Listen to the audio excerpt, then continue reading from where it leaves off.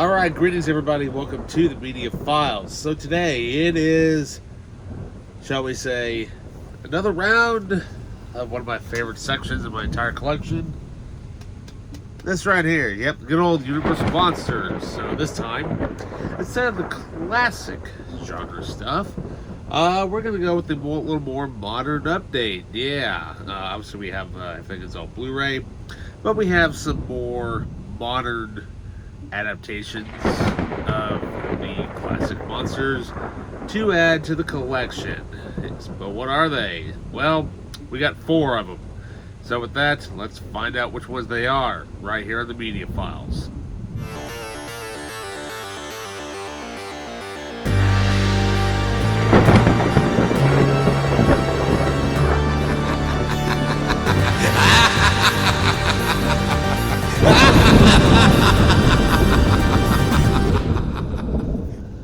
Okay, welcome back. So, first thing we got here is a multi-pack set. Now, I've owned these movies, obviously, before because, well, they're actually sitting right back there. But, you know, those are the DVDs. And I was like, you know what? It's high time I finally upgrade these movies. And, because I love them. They're so much fun. And, you know, they're great action-based movies, which is so awesome. Thank you so much, Steven Summers, for literally adapting this and making it awesome again. But we have here the Mummy Ultimate Collection, yeah, which features all 4 films in this set, meaning we have, of course, the entire original Mummy trilogy, as well as the very first Scorpion King movie. Yeah, how cool is that? Loaded with extras. I think it's pretty much everything that's been ported over, I think, from the other DVD releases and stuff like that. But what I love about this particular set is that we actually have artwork, you know, on per disc. So of course we have the Egyptian Scarab Beetle logo there. Of course, for the Mummy Returns, we have, of course, the Scorpion King sign. And then, of course, for Tomb of the Dragon Emperor, we have the 3-headed dragon. Yeah, I'm still stumped about it.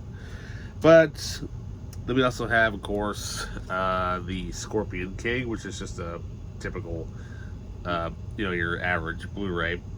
But then it actually comes with this really cool bonus disc, which has just on DVD only, but it has loads of great stuff on it.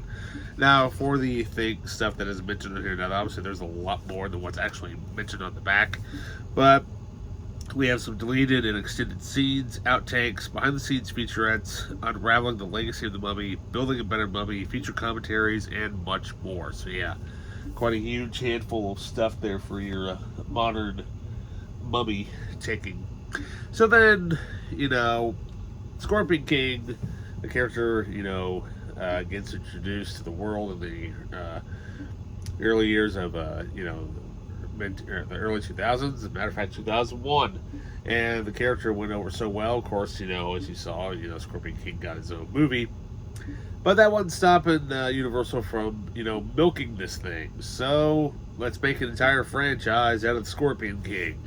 So we've got here the Scorpion King 2, Rise of a Warrior. Yeah, now this is the prequel. Yeah. The prequel to, of course, the first film. So, you know, we got to get the origin story in for the sequel. And, of course, we have a UFC champion at the time, Randy Couture, you know, making his one of his early acting debuts. But this movie, though, is directed by Russell McKay, who, of course, did Highlander and, of course, Resident Evil Extinction. Decent movie. It's been a long time since I've watched it, but, you know, there you go. And then, well, that didn't stop them. Like I said, we've got the Scorpion King 3, The Battle for Redemption. This time co-starring Ron Howard and Billy Zane. Yeah, how cool is this? And this time, the Victor Webster, I believe, would be taking over the role of Matthias. And now this one I've not actually seen, but we got some all-star cast members in there. I mean, you know, we have Billy Zane and, you know, some other actors, as well as Kimbo Slice and Dave Bautista. So yeah, it's starting off their early acting career and whatnot. But yeah, I took out the digital copy code because, well, it is long dead. So, because Ultraviolet's not around anymore. So there you go. I forgot to read the back of the Scorpion King too. Let's see here. It just says, collect your own movie clips, my own scenes, and yada yada yada. No bonus content on that, as far as I know, or it's just not listed. But for the Mummy 3, the Scorpion King 3, we have deleted extended scenes, deleted shots montage, gag reel, swords and scorpions, a making of, preparing for battle, feature commentary with director Roll Renee, and demotion box enabled. Yeah. Now, for those of you who don't know who Roll Renee is, he is like one of these guys that he's a director. Obviously, he's not a mainstream director, but he makes some really good B movies, which is kind of what the Scorpion King franchise kind of became. He's kind of like, he's up there. He does some really good stuff. And then, well, we end up getting another one. We've got the Scorpion King 4, the Quest for Power. Yeah, like I said, we're still continuing on. Of course, Victor Webster returns as Matthias, this time with a different cast, including the Hulk himself, Lou Ferrigno, and Royce Gracie as well. So yeah, there we go. So we have some Blu-ray exclusive here. We have deleted scenes and the making of Real Fighters, Fake Punches. Then we have other bonus material. We have gag reel, the making of A Brand New World / Great Chemistry, and feature commentary with the cast and crew. So yeah. However, though, a couple other big name actors that are actually in this for a low budget. Hicks shows up. Yeah, Michael Biehn as well as Rutger Hauer. So yeah, some big name actors in these lower independent, sequels. And then, well, that one did well in sales, so, well, we got another one. Yep, the Scorpion King, the Book of Souls. Let's see here. Now, I think this takes place between, between 3 and 4. I don't know. I'd have to look it up.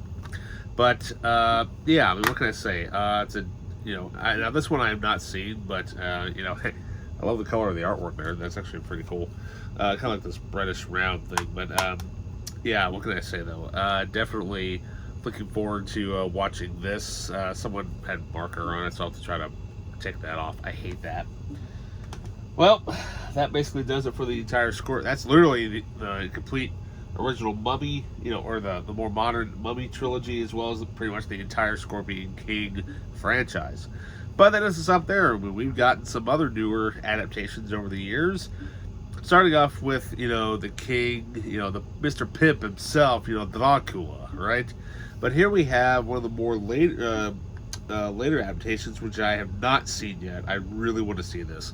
But here we have The Last Voyage of the Dementor. Yeah, now, of course, this is all about basically the entire boat trip that happens in the for the book that's actually featured in the original movie.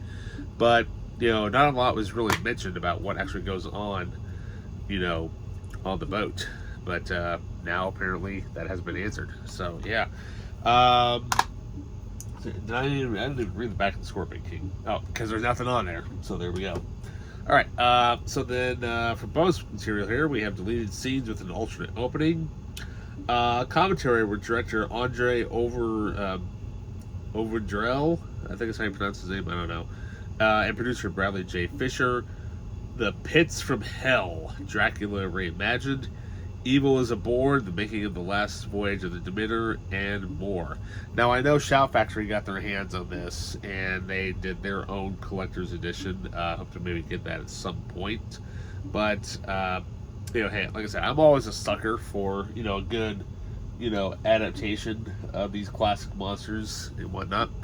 All right, so then up next, we've got here. Now, I've seen this film before. It is amazing. Such a very interesting take, and the musical score to this is one of my absolute favorites. But here we have from Saw writer slash creator Lee Winnell. We've got The Invisible Man, starring Elizabeth Moss from The Handmaid's Tale. Yeah, if you have not watched that series, definitely check that out. Such a very interesting take on The Invisible Man, and like I said, so good, really good. So we've got some pretty decent bonus material here. We've got, of course, the deleted scenes. Then we have Moss Manifested, Director's Journey with Lee Winnell, The Players, Timeless Terror, and feature commentary with writer-director Lee Winnell. So yeah, how cool is that? Alrighty, and then finally, the last thing we have here is, well, from Blumhouse Pictures and the director of The Invisible Man, we have here so far the latest adaptation of the Universal Monsters. We've got finally Wolfman. Yeah, now this I have not seen yet. I mean, from what I hear, it's an interesting take on the classic monster story of the Wolfman, but from the design wise, I heard people kind of meh about it. But I'm like, well, we'll see. I mean, because like I said, I've not actually seen it, but you gotta love how her fingers make up the W there. So yeah. Let's see here. So who actually is all in this? I think Julia Garner stars in it. That's all I know. Yeah. So we have here over 30 minutes of bonus features. We have Unleashing a New Monster, Designing Wolfman, Hands-on Horror, Nightmares and Soundscapes, and feature commentary with director, co-writer Lee Winnell. Yeah. So, he needed a little bit of help on this, but that's okay. Every person does. But, yeah. So it's fun, having to get some newer adaptations of stuff from the, the classic monsters.